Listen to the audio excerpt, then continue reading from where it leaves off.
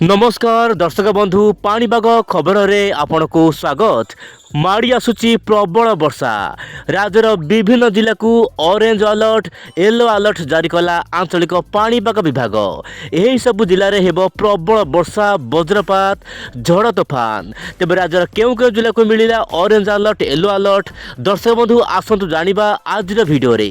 ता सहित दर्शक बंधु बंगोपसागर सृष्टि होगा जाउछि मे मासरे चलित वर्षर प्रथम बात्या एवं यार प्रभाव ओडिशा उपरे केते रहिबो ए समस्त प्रश्नर गोटे उत्तर आज भिडियो रे दर्शक बंधु। सैटेलाइट इमेज रे आपण देखि पारथिबे वर्तमान माड़ी आसुछि पश्चिमा झड़र बादल जहाँ पाई कि राज्य में वज्रपात जनित वर्षा देखा मिल पारे।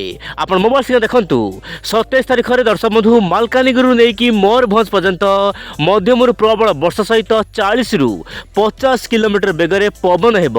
मालकानगिरी कोरापुट नवरंगपुर नुआपड़ा बलांगीर रायगड़ा गंजाम गजपति कंधमाल नयागढ़ खोर्धा जगतसिंहपुर कटक जाजपुर ढेंकानाल अनुगुल भद्रक ता सहित बालेश्वर मयूरभंज केउझर यही सब जिलार स्थाने स्थाने मध्यम हल्का फुल्का वर्षा देखा मिल पारे बोली यही समस्त जिला को येलो अलर्ट रही।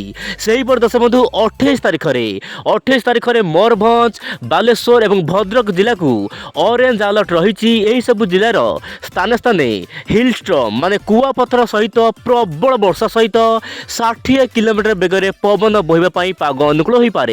ता सहित गंजाम गजपति नयागढ़ खोर्धा पुरी जगतसिंहपुर जाजपुर ता सहित ढेंकानाल केउझर देवगढ़ संबलपुर झारसुगुड़ा ता सहित सुंदरगढ़ यही सब जिले केतक अंचल में वर्षा हो पारे।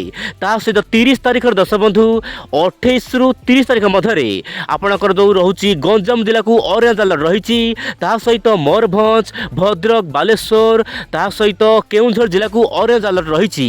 यह व्यतीत जगतसिंहपुर केन्द्रापड़ा ता सहित दर्शक बंधु यार पार्श्ववर्ती जिला गुड़िक मध्यम प्रबल वर्षा पवन वज्रपात देखा मिल पारे बोली पाणीपाग तरफ अलर्ट मोड को रखा जाइछि। तेबे दर्शक बंधु वर्तमान स्थिति रे यही समस्त जिले में ऑरेंज अलर्ट येलो अलर्ट रही। यह परिवर्तन हो पारे किंतु समय अनुसार केते परिवर्तन हम वीडियो माध्यम आपको जणाइବାକୁ चेष्टा करी। वर्तमान आप देखा वायुर चलन माध्यम कौन रही पाणीपागर प्रणाली दर्शक बंधु आप देखु वर्तमान जो पश्चिम उत्तर पश्चिम दिगु आसुथिला गरम वायु वर्तमान से रोक लगे ब्रेक लगे आशंका रही। सीधा सड़क पश्चिम वायु वर्तमान धीरे धीरे खेलेबार लगी जो सीधा सड़क ओडिशा आड़ को आसुथिला गरम वायु से ब्रेक लगे संभावना रही। माने दर्शक बंधु वर्तमान काल बैशाखी बढ़िबो ओडिशा विभिन्न जिला को काल बैशाखी अलर्ट वर्तमान देखा मिलूँ। सेहीपरि दर्शक बंधु आम जदि देखा वर्तमान बिहार यार आखपाख अंचल जो ट्रफ रेखा आसो ओडिशा पर्यंत यार प्रभाव प्राय मे 5 तारिख पर्यंत रहिबो जहाँपाई कि राज्यर विभिन्न अंचल में घमाघोट वर्षा हेब। दर्शक बंधु देखिबार कथा राज्यर केउ केउ जिले में केते मिलीमीटर पर्यंत वर्षा होउची केते वर्षा होउची ताहार देखिबार कथा बाकी रहिला।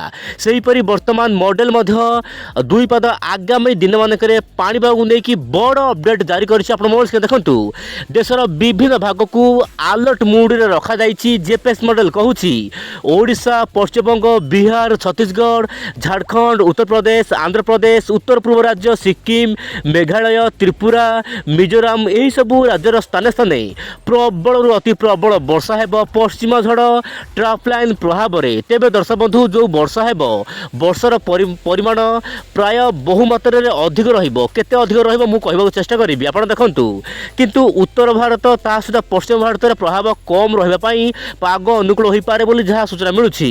किंतु मे भी गुजरात आखपाख अंचल में आपणकर जो रोचे मे 4 रु 5 तारिख मध्य हल्का मध्यम दर वर्षा हेब। मोटामोटी कहया गले दर्शक बंधु देशर विभिन्न भाग में वर्षा वर्तमान देखा मिल पारे। एवं देखा दर्शक बंधु ECMWF model long range forecast माध्यम कौन रखी आगामी 15 दिन मध्य पूर्वानुमान आप देखु दर्शक बंधु आगामी 15 दिन मध्य देखा ओडिशा रे जबरदस्त वर्षा हेब। आप देखु छत्तीसगढ़ यार आखपाख अंचल में आगामी 24 रु 48 घंटा मध्य भल वर्षा हेब किंतु ओडिशार उपरी भाग में दर्शक बंधु अधिक वर्षा होगापाई पाग अनुकूल हेब। जदि आम देखा आगामी 4 दिन मध्य पूर्वानुमान आप देखु प्राय प्रथम सप्ताह जो आगक आसूची सोमवार ठार जो रविवार पर्यंत प्रबल मात्रा में वर्षा हेब। ओडिशार विभिन्न अंचल में वर्षार परिमाण प्राय 60 मिलीमीटर पर्यंत मध्यम प्रबल वर्षा हेब। ता सहित बांग्लादेश में प्रबल वर्षा हेब।